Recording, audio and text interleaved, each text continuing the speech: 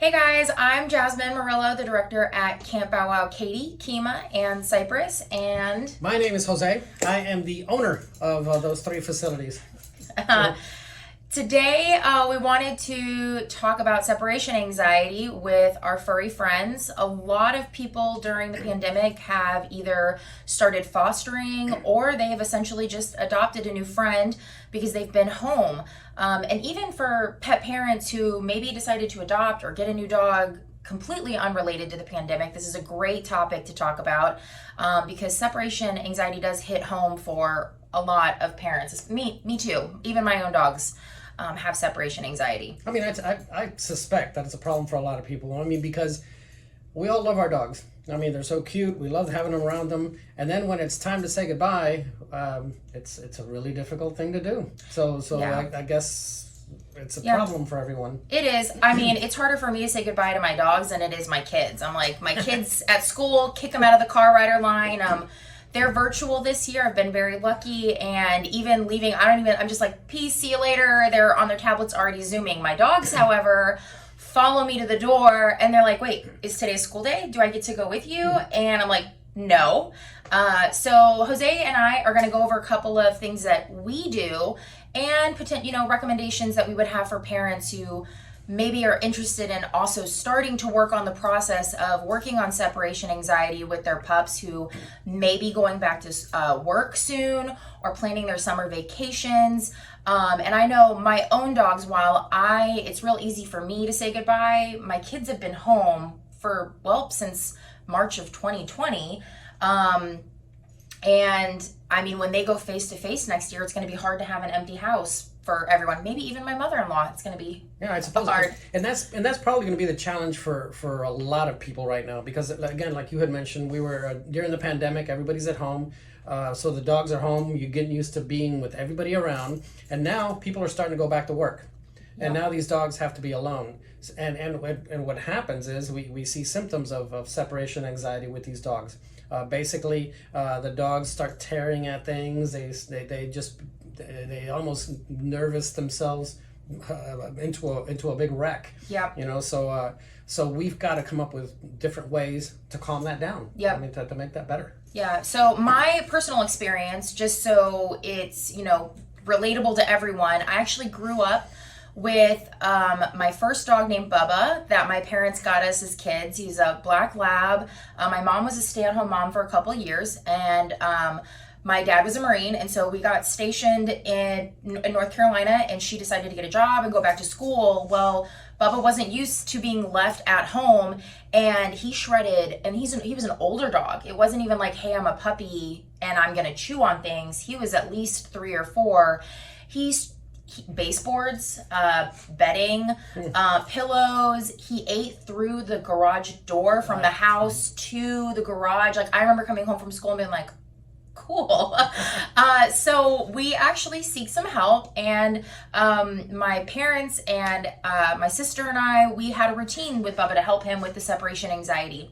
And basically that routine, and as a kid, by the way, it was like, in my mind, the most annoying thing to do. However, if we don't want the house destroyed and we love our dog, we're going to do it because he's like family. So what we did with Bubba is we would, before we left, even if I was going to the neighbor's house, we would have to walk him around the block, bring him back inside. We turned the TV on and very sternly told him to be a good boy. And then we shut the door and left. There was no lingering, kissing, baby voices, or like, I love you so much, mommy's gonna be back later. Like, it was, be a good boy, and the door got shut.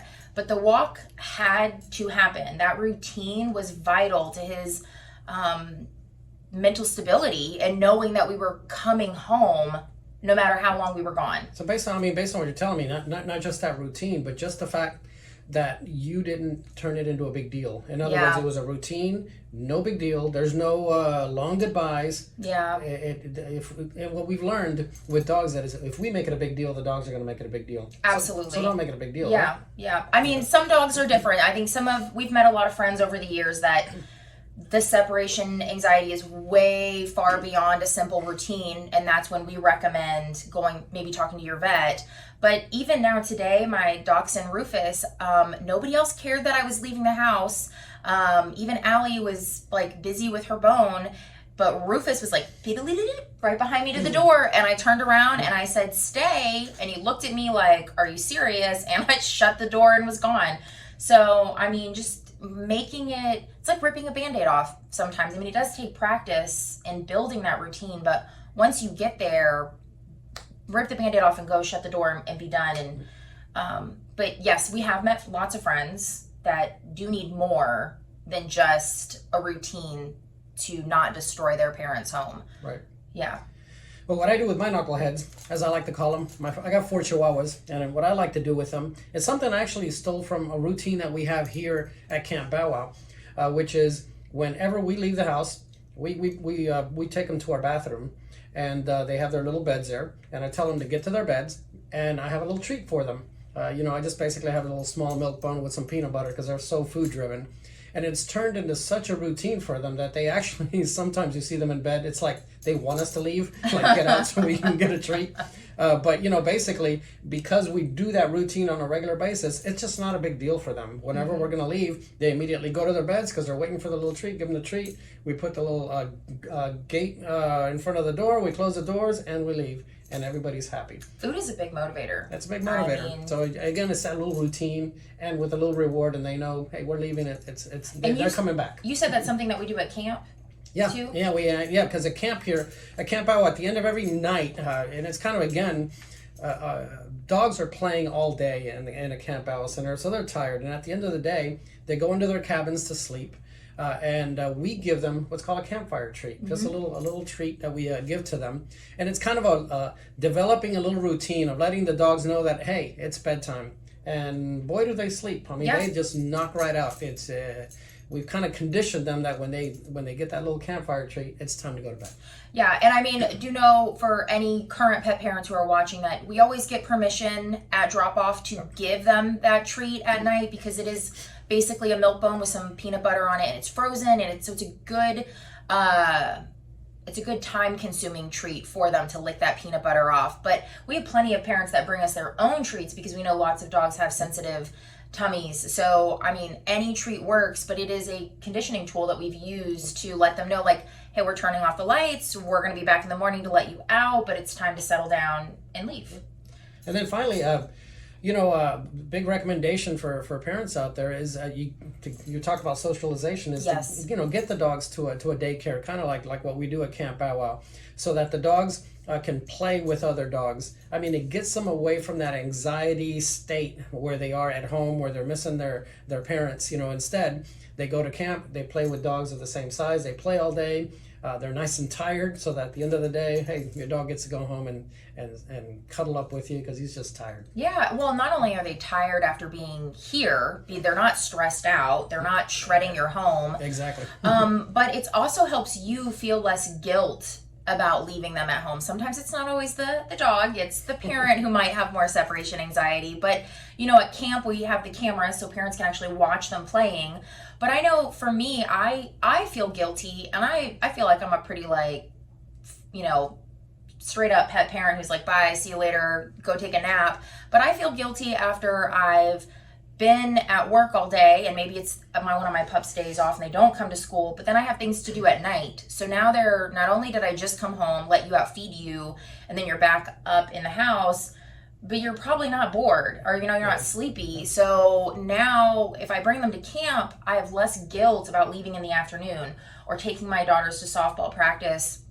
And I know Dutch, especially our German Shepherd, he is way more tired on a school day when he comes to camp than, like today. Today's an off day for him, so he's not. I'm sure I'm going to go home and play fetch 100 times. But it's less guilt for me knowing that he's tired all day from all day play, and I can still go out and run errands and be a mom and do other things with the kids. That's the beauty of a daycare environment with dogs. Yeah. Take advantage of it, because it really is important. Yeah. So that's kind of what we have. We know some of our tips and tricks may not be for everybody. If you do have questions, if you're finding that your they're not working for your dog, then we do recommend reaching out to your vet, or trying camp. We're all very helpful, and we want to see all our dogs succeed. Awesome. Well, we'll finish it like I always like to finish it, which is remember to be the person your dog thinks you are. And like and subscribe our page, and we'll be back next week. You guys have a good one. Bye.